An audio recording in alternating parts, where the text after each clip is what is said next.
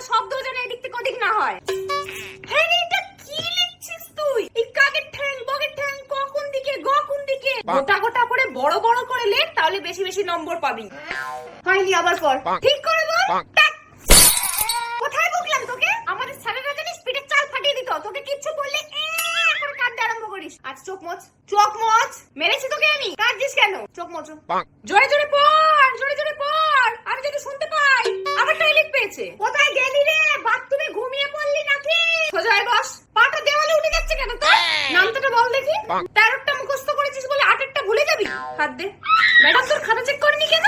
দাঁড়া, কালকে আমি যাচ্ছি। সিলেবাস শেষ হয়নি মানে?